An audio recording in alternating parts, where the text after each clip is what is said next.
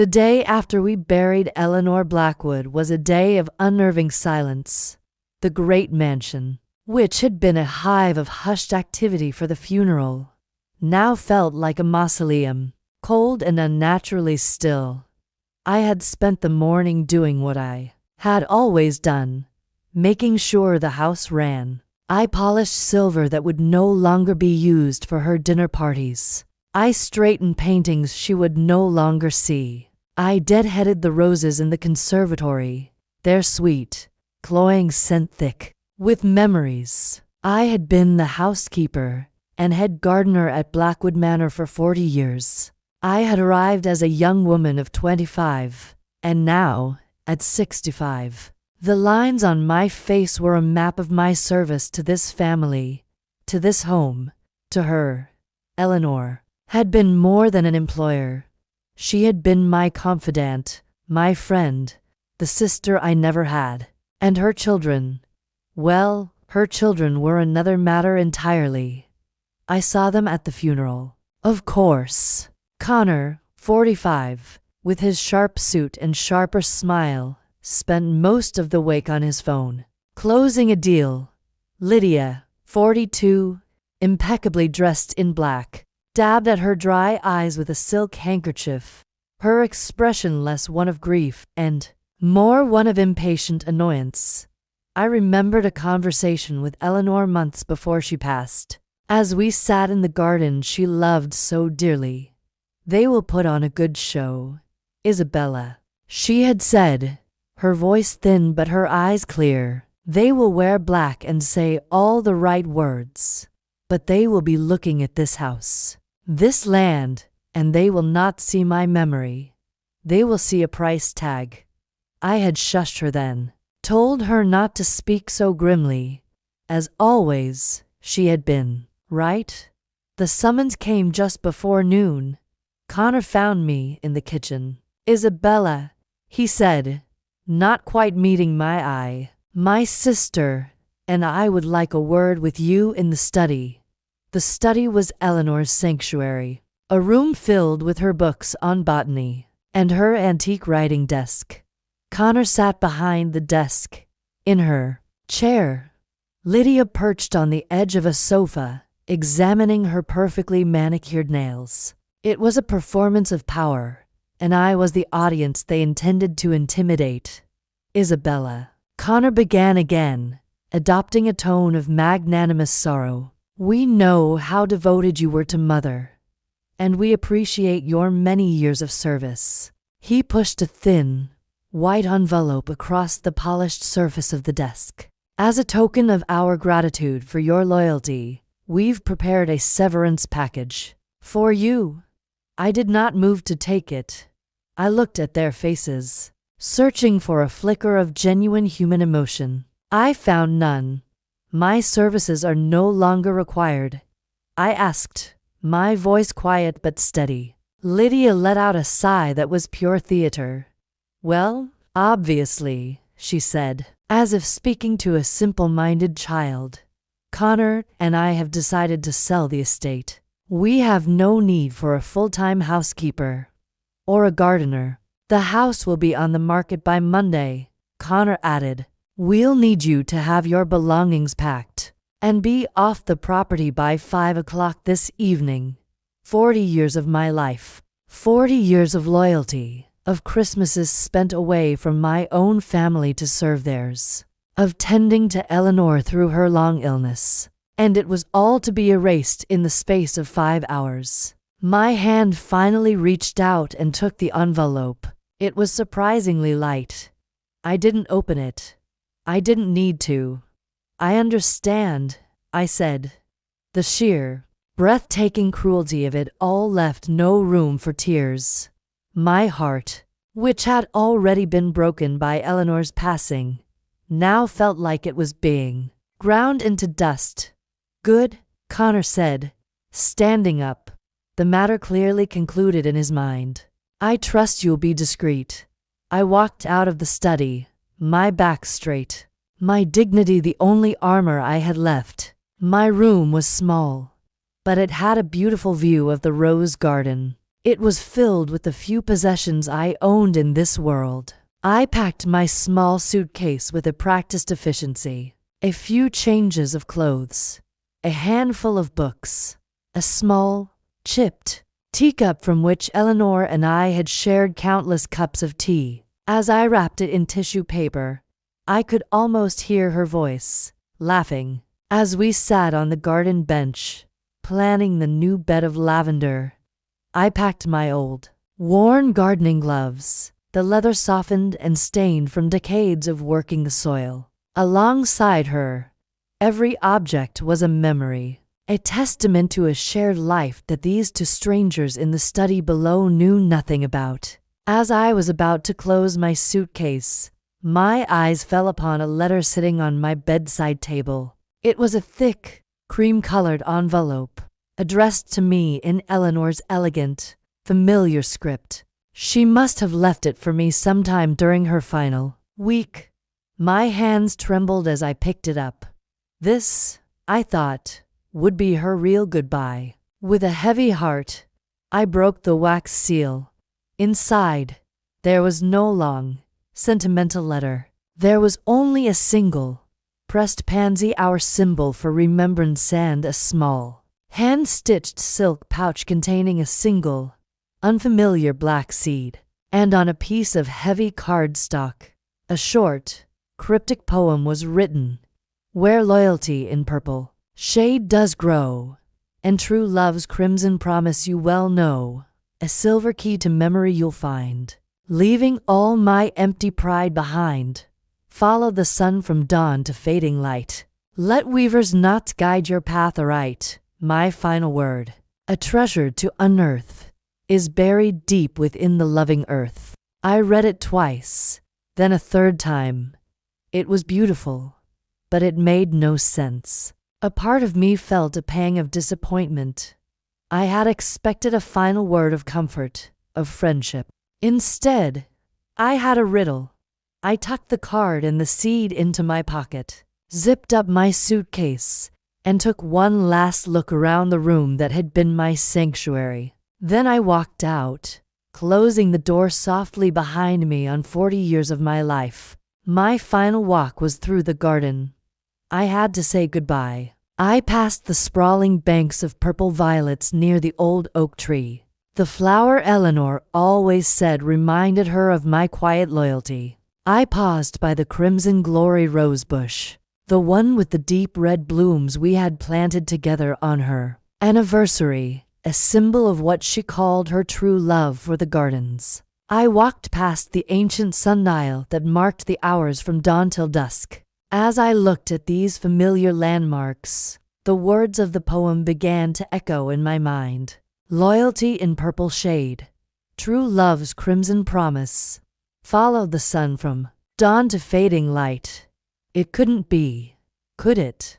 I didn't have time to ponder. A sleek black car pulled up the main drive. The developers, Connor and Lydia, were already on the porch to greet them, all smiles and handshakes. I saw Lydia glance over at me, a flicker of annoyance on her face that I was still there. I lowered my head and walked down the long gravel drive, away from the only home I had ever known, without looking back. That night, I sat on the lumpy bed of a cheap motel room on the highway. The air smelled of stale smoke and bleach. It was the starkest possible contrast to the fragrant, beautiful world I had just left. The grief and humiliation finally washed over me, a tidal wave of despair. They had won. They had cast me aside like trash and were now carving up my beautiful garden, my beautiful home, for profit. I was 65 years old, with nowhere to go and almost no money to my name. I opened the thin envelope they had given me. Inside was a check for $5,000, $125, for each year of my life I had given them. The insult was so profound it was almost comical. I lay back on the stiff pillow, ready to give in to the hopelessness. My hand went to my pocket, and I felt the card and the small silk pouch. I pulled them out. I spread the card on the cheap motel bedspread. I read the poem again, but this time I pictured the garden. I pictured the path of the sun across the sky. I pictured the violets and the roses. And then it hit me, a jolt of electricity that shot through my entire body. It wasn't a poem. Eleanor, my brilliant, clever Eleanor, had left me a cipher. It was a map, written in the language of flowers, a language that only the two of us shared. My despair vanished, replaced by a surge of adrenaline, of fierce, burning purpose. I got up from the bed and found a small notepad and a pen left by the motel phone. I smoothed out the piece of cardstock. The first clue was obvious now. Where loyalty in purple shade does grow. The violets. A silver key to memory you'll find. There was something hidden there. Follow the sun from dawn to fading light. That had to be the sundial. Let weaver's knots guide your path aright. This was the most obscure, but my mind suddenly flashed to an old, gnarled wisteria vine that snaked its way up the side of the greenhouse, its branches twisting into what Eleanor always called the weaver's knot. And the final line, my final word, a treasure to unearth, is buried deep within the loving earth. It was a treasure hunt, a final, secret game left for me by my dearest friend. I didn't know what I would find. Maybe it was just some sentimental keepsake. But maybe, just maybe, it was something more. Maybe it was the one thing Eleanor knew I would need to fight back. Her children thought they had all the power. They had the money, the lawyers, the name. But I had something they would never understand. I had the map. I had her memory. And I had 40 years of knowledge about every secret stone and hidden corner of Blackwood Manor. The hunt had begun. And I, Isabella, the silent, invisible housekeeper, was going to take back everything. The flickering neon sign of the Starlight Motel was a poor substitute for the moon. I spent the first night of my exile not sleeping, but planning. The poem was no longer a collection of sentimental words. It was a battle plan. Eleanor had given me the strategy, but the execution, the risk, was all on me. I knew I couldn't just walk back. Onto the estate, Connor and Lydia, in their greedy haste, would have already changed the locks and hired security. They would be expecting a direct assault, a legal challenge. They would never anticipate a quiet infiltration from the shadows by a woman they had already dismissed as irrelevant. I knew the Blackwood estate better than any person on earth, including the children who had grown up there. I knew its forgotten corners, its secret weaknesses. Before dawn, on the second day of my new life, I put my plan into motion. I took a local bus to the outskirts of town, getting off to miles from the property's edge. I walked through dew-soaked fields, my sensible shoes covered in mud, until I reached the old, forgotten service gate at the far back of the property, overgrown with ivy and hidden by a thicket of birch trees. Its lock was a joke, rusted through from years of neglect. A hairpin from my purse and 30 seconds of patient jiggling. A skill I'd surprisingly picked up from a mystery novel Eleanor and I had read together. And the gate groaned open. I slipped inside. I was home. The garden at night was a different world. The familiar, comforting landscape of my days was transformed into a place of deep shadows and strange silhouettes. Every rustle of leaves, every snap of a twig, sent a jolt of fear through me. I was a trespasser in my own world. I moved carefully, keeping to the tree line, my heart a frantic drum against my ribs. My first destination was the old oak tree, the one Eleanor's father had planted a century ago. At its base, in the deep shade, was the sprawling bed of purple violets. where loyalty in purple shade does grow. I knelt on the damp earth, the scent of the soil a familiar comfort. I had my old, trusty gardening trowel with me, a tool that felt as much a part of my hand as my own fingers. I began to dig, carefully, so as not to disturb the delicate root systems. My trowel struck something soft, not a rock or a root. I dug with my fingers, pulling away the dark, cool earth until I found it. A small pouch made of oilskin, tightly bound with twine. It was damp, but the contents were protected. With trembling hands, I unwound the twine. Inside was a single, heavy object, an old, ornate skeleton key, its silver body tarnished with age. A silver key to memory. It was the first piece of the puzzle. But what memory and what lock did it open? I couldn't linger. The first hints of dawn were already painting the eastern sky. I buried the pouch, smoothed the earth, and retreated back into the shadows. A ghost carrying a silver key. Back in the sterile anonymity of my motel room, I examined the key. It was a furniture key, specifically for a writing desk. I recognized the design.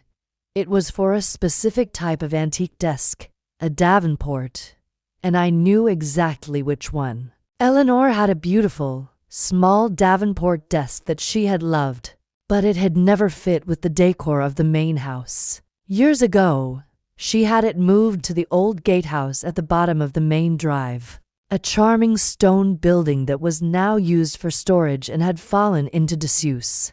It was another forgotten corner of the estate. That night, I returned. The gatehouse was even more isolated, far from the main house and any security patrols. The lock on its heavy door was old, but sturdier than the service gate. But I didn't need to pick it. I knew that the back window latch had been broken for 20 years. I slipped inside, the air thick with the smell of dust and decaying paper. Moonlight streamed through the grimy windows, illuminating stacks of old furniture shrouded in white dust cloths. In the corner stood the Davenport desk, a graceful silhouette in the gloom. The silver key slid into the lock as if it had come home. With a soft click, the writing compartment opened. There was no hidden will, no bundle of cash. There was only a single, small leather-bound journal. I recognized it immediately. It was Eleanor's garden ledger, a book I had seen her writing in 1,000 times. I flipped through the pages. It was mostly what I expected. Notes on soil pH, planting schedules, sketches of new flower beds. It was a diary of our shared passion. I almost dismissed it, a wave of disappointment washing over me. But then I remembered the poem. The clues were in order. This was the second step. I took the ledger back to my motel room and examined every page. On a page dated from a year ago, I found it. It was a detailed, beautiful sketch of the old wisteria vine that climbed the wall of the greenhouse. The one whose branches Eleanor always said looked like a weaver's knot. And beneath the sketch was a series of numbers, written in her elegant hand, 7 to 9-4. It wasn't a date. It wasn't a measurement. It had to be a sequence. In parallel to my nightly treasure hunt, the world of Blackwood Manor was moving on. Through discreet inquiries made by Howard, I learned that Connor and Lydia were wasting no time. They had the developers on the property every day. Men in hard hats and expensive suits walked through my garden, pointing, planning. They spoke of bulldozing the conservatory to make way for a community pool. They discussed cutting down the ancient oak tree to widen the road for construction vehicles. Each piece of news was a fresh wound. They were not just selling a property. They were erasing a lifetime of love and beauty. Howard also told me that Connor was getting impatient. The developers had offered a massive bonus for a quick sale. and Connor was pressuring the lawyers to expedite the probate process, to get the final sign-off from the court. A ticking clock had been placed on my quest. I had days, not weeks. Armed with the sequence of numbers, I made my third and most dangerous trip. The wisteria vine was on the main greenhouse, much closer to the house, much more exposed. I waited until the dead of night, a moonless, overcast sky providing the perfect cover. I moved through the rose garden, the thorns of the bushes snagging at my clothes like tiny, grasping hands. I reached the greenhouse. The wisteria was a monstrous, beautiful thing, its old branches as thick as my arm, twisting into a chaotic, intricate knot against the brick wall. Let weaver's knots guide your path aright. I started at the base of the main trunk and began to follow the winding branches, my fingers counting the smaller knots and offshoots. 7 knots down the main branch, then take the second branch. To the left, 9 knots along that one, then the 4th, smaller offshoot. It was a path, a map written in living wood. The sequence led me to a high, gnarled section of the vine, almost hidden from view. I had to stand on an overturned terracotta pot to reach it. My fingers explored the thick, woody growth, pushing aside the leaves, and then I felt it. Tucked deep into a hollow in the brickwork, behind the thickest part of the vine, was a cold, hard object. It was a small, rusted metal box, the kind used for keeping petty cash. It was heavy, and it was locked with a small, unusual padlock. I pried it from its hiding place, my heart pounding. This had to be it. Back in my motel room, I sat on the bed with the rusted box. I had the key from the violets, but it was a furniture key. It wouldn't fit this padlock. I was stuck. I examined the box for what felt like an hour, turning it over and over in my hands. I was about to give in to frustration when my eye caught a tiny, almost invisible inscription on the body of the padlock itself. I had to use the cheap motel magnifying glass I'd bought to read it. It was a botanical name, etched in Latin, Tacachantrieri.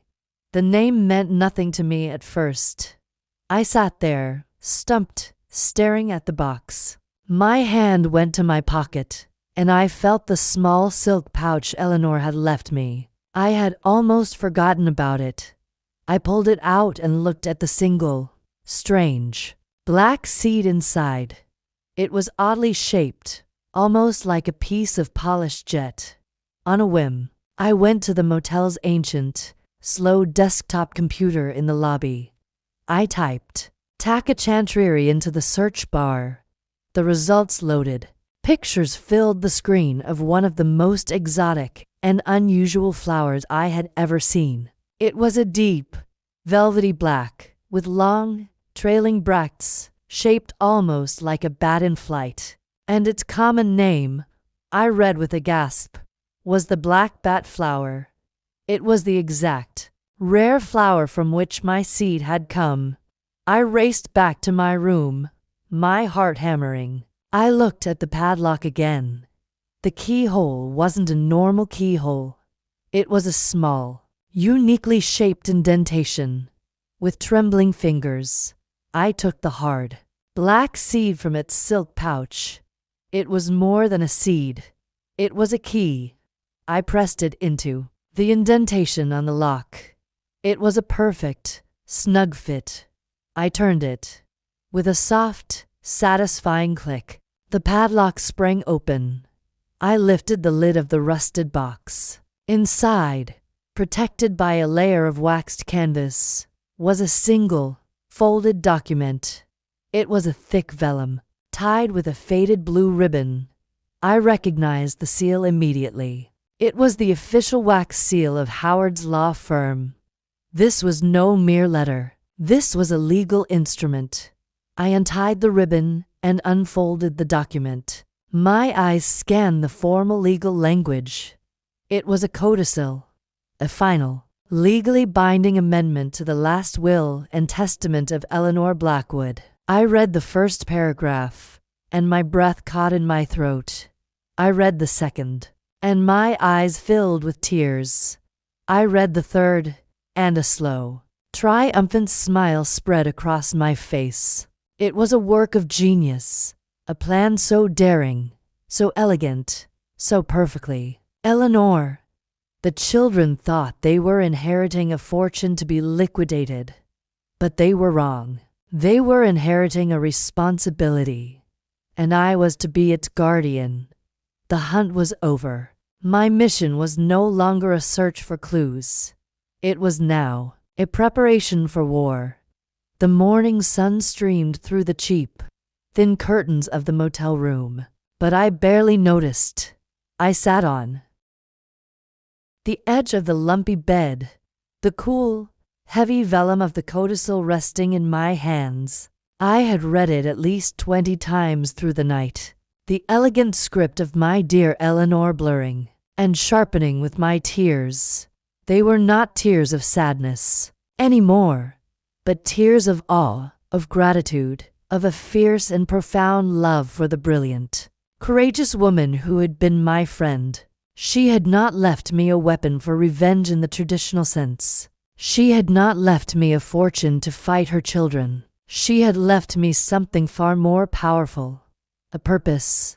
She had entrusted me with her soul. Dressed in my simple, clean traveling clothes, I walked out of that motel with a sense of dignity I hadn't felt in days. I was no longer Isabella, the discarded housekeeper. I was Isabella, the executor of a promise. I took a bus to the center of town, to the gleaming glass and steel building that housed the offices of Howard, the Blackwood family lawyer.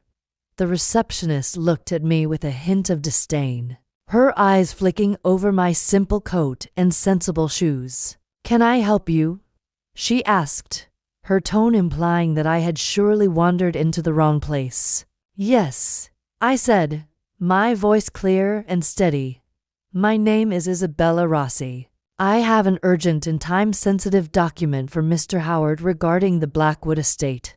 Howard met me in the conference room, his face etched with a weary professionalism. He had likely been dealing with Connor's incessant, impatient calls all week. "Isabella," he said, with a hint of kindness, "I'm sorry about the situation. I want you to know this wasn't I know." "Howard," I interrupted gently, "I am not here to contest my dismissal. I am here to present this." I slid the codicil, still tied with its faded blue ribbon, across the polished mahogany table. He looked at the document, then at me, his expression one of polite confusion. He picked it up, examined the seal, and then began to read. I watched him. I saw his eyebrows shoot up. I saw his jaw go slack.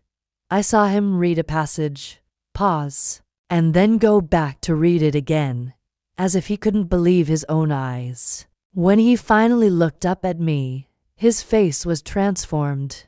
The weary lawyer was gone, replaced by a man filled with a look of pure, unadulterated admiration. A slow grin spread across his face. "That magnificent woman," he whispered, shaking his head in wonder. "Good Lord, Eleanor, you truly were a master strategist. She played the long game, Isabella. She played it perfectly." He explained the legal standing to me. The codicil was ironclad. It was properly witnessed, notarized, and its language was unambiguous. The trigger clause, the attempt to sell the estate for commercial development, had been met.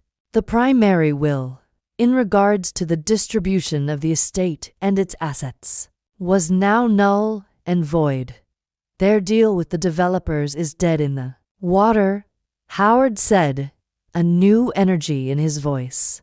"I will file an emergency injunction with the probate court this morning, citing the discovery of a superseding testamentary document. It will freeze the entire sale process, effective immediately. And then, he steepled his fingers, a predatory gleam in his eye. I will summon Mr. Connor and Ms. Lydia Blackwood to this office for a formal reading of this amendment. I believe it's a meeting they will find educational. Meanwhile, across town, Connor and Lydia were in their moment of ultimate triumph. They were seated at a lavish restaurant, a place with white tablecloths and hushed waiters, celebrating with the lead developer, a smug man named Mr. Davies. Champagne was being poured. Contracts were on the table, ready for the final signatures. That afternoon, they were laughing, toasting to their new fortunes, to the future of their luxury condominiums. And then Connor's phone buzzed. He glanced at it, annoyed by the interruption. It was the family lawyer. I have to take this, he said to the table with an important air. He stepped away. I can only imagine the conversation. I can imagine the color draining from Connor's face, his voice rising from a confident baritone to a panicked squeak. He returned to the table moments later, his face ashen. There's a problem, he stammered. A legal issue. The signing it's been postponed. The confrontation was set for the following afternoon. I arrived at Howard's office early and sat in the large conference room, the same one where I had just sat with Howard. But this time, I felt a sense of profound calm. I was not here to fight for myself. I was here to honor the final wish of my friend. Connor and Lydia stormed in minutes later, their faces thunderous. They saw me sitting at the table and stopped dead in their tracks. The confusion on their faces was a sight to behold. It quickly morphed into pure, unadulterated rage. What is she doing here? Lydia shrieked, her voice echoing in the quiet room. This is a private family matter. Isabella is the reason we are here. Lydia, Howard said, his voice carrying an authority they had never heard from him before. Please, sit. They sat, rigid with fury. I'll get straight to the point, Howard began. A legally binding codicil to your mother's will has been discovered. Its terms are activated by your recent attempt to sell the Blackwood estate. I am legally bound to read it to you now. He put on his reading glasses and began to read from the document, his voice clear and formal. He read the clause that voided the primary inheritance. He read the clause that immediately placed the majority of Eleanor Blackwood's liquid assets, the stocks, the bonds, the cash reserves, into a newly formed, non-profit entity. He read the name of the entity aloud, the Blackwood Botanical Trust. Connor just stared, speechless. Lydia began to laugh, a high, unhinged sound. A botanical trust. That's ridiculous. What does that even mean? Where is our money? Please allow me to finish, Howard said, his voice cold. He continued reading. He read the passage that stipulated the purpose of the trust: to seize ownership of the entire Blackwood Manor and its surrounding lands, not for sale, but for preservation. The estate was to be transformed into a public botanical garden, an educational center for horticulture and conservation, a place of beauty to be shared with the community forever. Lydia's laughter died in her throat, replaced by a choked gasp. No, she whispered. No, she couldn't have. The final part of the codicil was the masterstroke. It detailed the formation of a board of directors for the trust, composed of heads of the state university's botany department and local conservation societies, and it named the sole lifetime executor of the trust, the director of the new Blackwood Botanical Gardens, the person with full control over the trust's substantial funds and operations, who was to be provided with a generous lifetime salary and residence on the estate grounds. Howard paused, looked over his glasses at the two stunned, horrified faces before him, and then looked at me. He read the final name aloud. The position of Executive Director of the Blackwood Botanical Trust is to be granted to my dearest friend and confidant, the only person I trust to understand my vision, Ms. Isabella Rossi. The silence that followed was absolute. It was the silence of a world ending. Connor looked as if he had been physically struck. Lydia made a small, wounded animal sound in the back of her throat. That the housekeeper, she stammered, the words filled with utter disbelief. She left everything to the gardener? She did not leave everything to me, I said, speaking for the first time. My voice filled with a quiet strength I didn't know I possessed. She left it to everyone. She left it to the future. She simply trusted me to be its guardian. This is a joke. We will fight this. We will have her declared incompetent, Connor roared, finding his voice again. I wouldn't advise that, Howard said calmly. The codicil was drafted and signed 6 months before Eleanor's passing. I have a recorded deposition from her, along with signed affidavits from her primary physician and a court-appointed psychiatrist, all testifying to her sound mind and clear intentions at the time of signing. The document is ironclad. The estate is gone. The money is gone. Your inheritance, the one you were so eager to claim, is now a public park. He paused. Your mother did not leave you destitute. Your existing personal trust funds, which she established for you years ago, remain untouched. You will live comfortably. But the grand fortune you were planning to build on the ashes of her garden, that is gone forever. The fight went out of them then, replaced by the ugly, hollow reality of their defeat. Their greed had been the very key that locked them out of their own fortune. They had lost, not to me, but to their mother's brilliant, posthumous final move. A year has passed. The grand iron gates of what was once Blackwood Manor are now open to all. A simple, elegant sign reads, "The Blackwood Botanical Gardens." The house has been converted into an educational center and a small museum dedicated to the life and work of Eleanor Blackwood. But the true masterpiece is the garden. It is more beautiful than ever. It is filled with the sounds of school children on field trips, of young couples walking hand in hand, of people simply sitting on benches, finding a moment of peace. And I am here. I am not a servant in the shadows anymore. I am the director. I have a small, beautiful apartment in what used to be the west wing of the house. I spend my days working with horticulturalists, planning new exhibits, and walking the paths that I know so well. My life's work, which I thought was over, was simply beginning a new chapter. I am no longer just a keeper of a garden. I am the keeper of a legacy. Sometimes, I stand by the crimson glory rose bush, the one from the poem, and I talk to Eleanor. I tell her about the children who now laugh where the developers' bulldozers were supposed to be. I tell her that her vision, her true treasure, is safe.